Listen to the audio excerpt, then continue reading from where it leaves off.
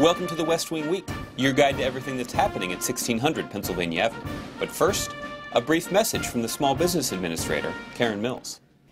This past week was Small Business Week, and at the SBA, we brought over 100 of our great small business winners here to Washington. Log on to sba.gov to hear their stories and to find out about all the opportunities available to small business. Let's make every week Small Business Week, except for Shark Week. We don't want to mess with that.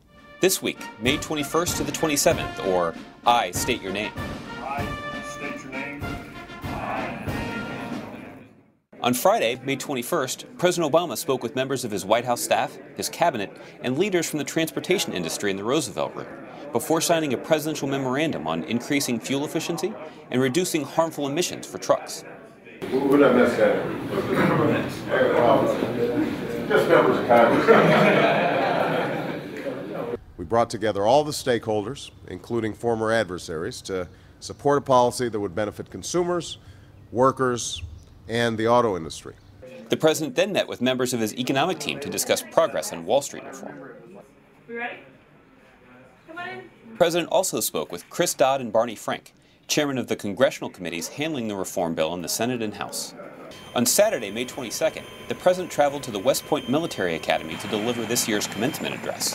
He was joined by Veterans Affairs Secretary Eric Shinseki, West Point class of 1965. Before his speech, the president was given a thorough briefing demonstrating the military precision on display at the ceremony. That's pretty cool. Get my cadets safe. At no time in human history has a nation of diminished economic vitality maintained its military and political primacy. And so that means that the civilians among us, as parents and community leaders, elected officials, business leaders, we have a role to play. We cannot simply leave it to those in uniform to defend this country. We have to make sure that America is building on its strengths. And then, the class of 2010 was dismissed. On Monday, the president hosted the weekly call with Gulf Coast governors to provide the latest information on the BP oil spill and coordinate the activities to stop it. Even as we're doing everything we can to assist BP in stopping the oil flow, we are preparing for the worst. And I make that point because I think there's been this notion circulated lately that somehow if we just shove BP out of the way, or we're a little tougher on it, somehow we can come up with better answers. The fact of the matter is that if there is something that we can do better than BP, we will do it. If there's something that BP has to do, we'll make sure that they do it. That afternoon, President Obama greeted Lebanese Prime Minister Hariri in the Oval Office to discuss international and regional issues. The president and prime minister affirmed their mutual desire to strengthen Lebanese sovereignty and independence. Later, on the White House basketball court, the president also made time to shoot hoops with young, aspiring Russian players as part of the Presidential Bilateral Commission, an exchange set up with President Medvedev to further athletic and cultural ties. Everybody here watch the NBA? Yeah. So you see how LeBron may be the best player, but he lost because Boston was a better team. Но проиграл он, потому что Бостон лучше играл как команда.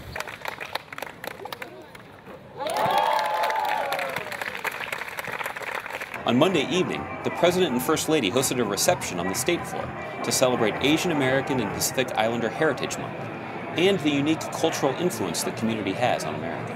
I want to thank DJ Raika, who's been spinning a little East Room Bhangra for everybody,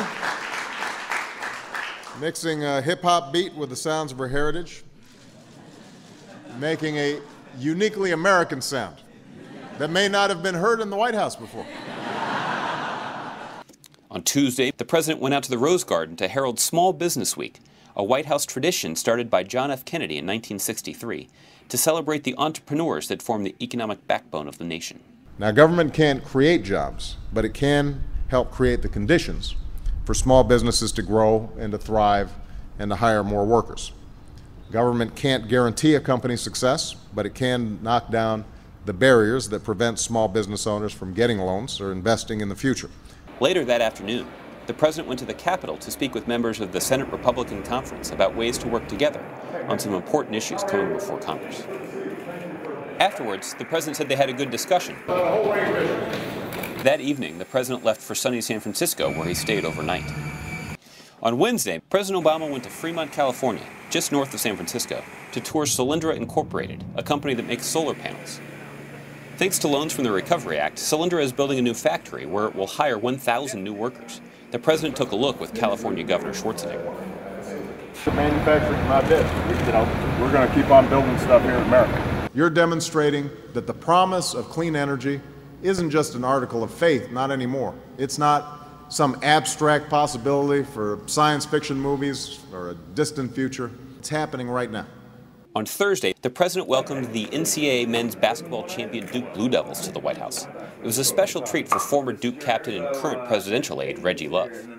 Tell everyone, had I not been playing and learning from you guys, I never would have been there. So, I know that all of you remember last year when I filled out my bracket. I picked North Carolina to win it all. It wasn't anything personal, just trying to win some money. I was right. President Obama was later joined by President Clinton and Vice President Biden in greeting the U.S. World Cup soccer team before they depart for competition in South Africa. The president then held a news conference in the East Room, speaking to the American people about ongoing efforts to contain the BP oil spill. Yesterday, the federal government gave BP approval to move forward with a procedure known as a top kill to try to stop the leak. This involves plugging the well with densely packed mud to prevent any more oil from escaping. And given the complexity of this procedure and the depth of the leak, this procedure offers no guarantee of success.